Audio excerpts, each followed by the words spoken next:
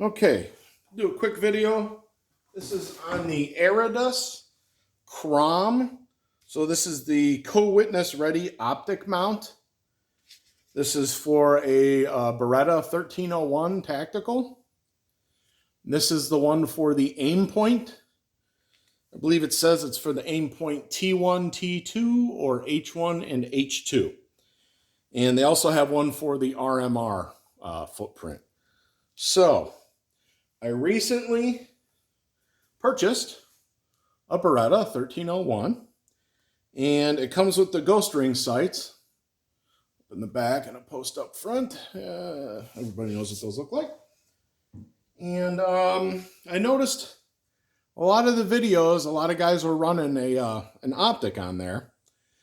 So I've run a bead sight on my shotguns for 30-something years. So ghost rings are an upgrade to me, but I was like, well, maybe I'll put a dot on there. What the heck? So I was looking, everybody seems to be running this. I looked at possibly putting something on the Picatinny rail that's on the gun when you buy it. But pretty much everything it looks like that you would put on there would make the rear sight useless. You wouldn't be able to co-witness. Because that rail, here's the rail actually. You know, obviously it sits like, this way, bolts backwards, but it sits here.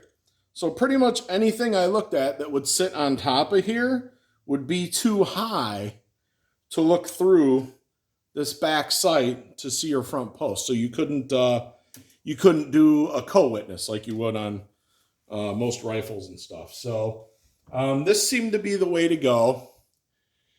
And then I started looking at aim points, and I didn't realize they were that expensive. So I wouldn't say I'm a cheap person, but I am thrifty, I like to say.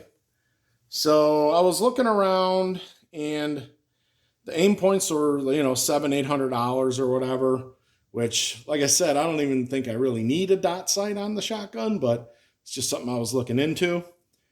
And I actually had, sitting on my workbench, an old Holosun.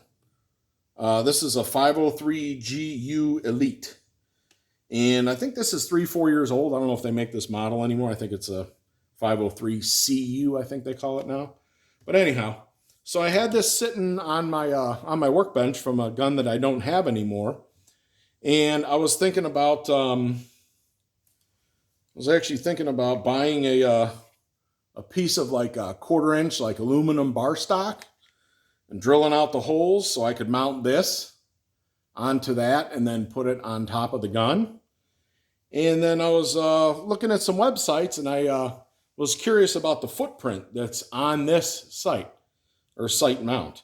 So I found a website that had some cross-reference information of basically a whole bunch of other sites that use the same mounting footprint as the Aimpoint T1 or T2, H1 or H2.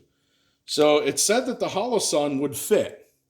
So I figured I'd give it a shot, and I ordered this. And I want to say it was 120 something bucks. I think shipped it was like 140. So $140 for this.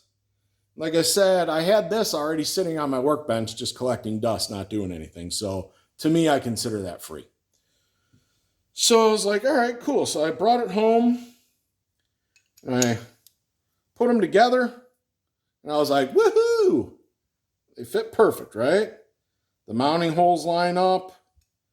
There's that little channel there that fits right on that nub. Everything's great. It's Friday. You know, the world couldn't be better. Until I was like, well, I'll put it on the gun, right? So you put the little short screw in the front. So otherwise you won't get it on afterwards. You got to put that on first. Then you put your sight on. And the issue was, you see this little ring? Kind of that darker black ring that wraps around there? That was actually covering where that mount was for the screw. I couldn't get that Allen wrench on there. It sat out about that far. right? So about the width of this Allen, about half the width of that Allen wrench.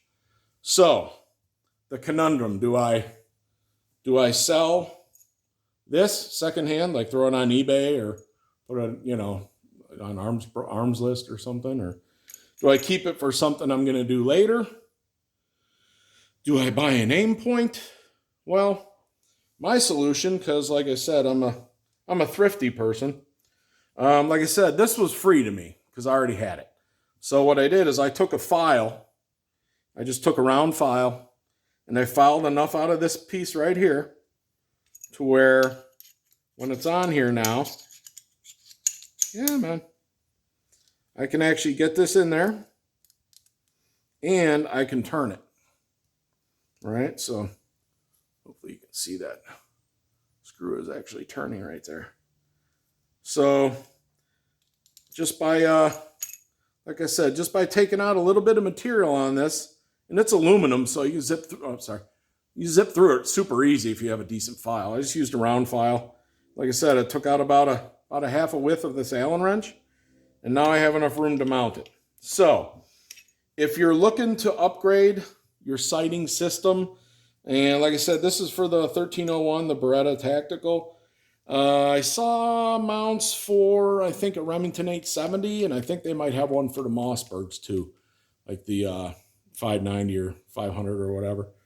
But if you're looking to throw a dot on there because maybe your eyes are getting a little old and you think the dot will make you faster for target acquisition, or you just want to kind of trick your shotgun out, make it look a little different than everybody else's, but you don't want to spend the money for an Aimpoint, this Holosun will fit on there with one minor little alteration.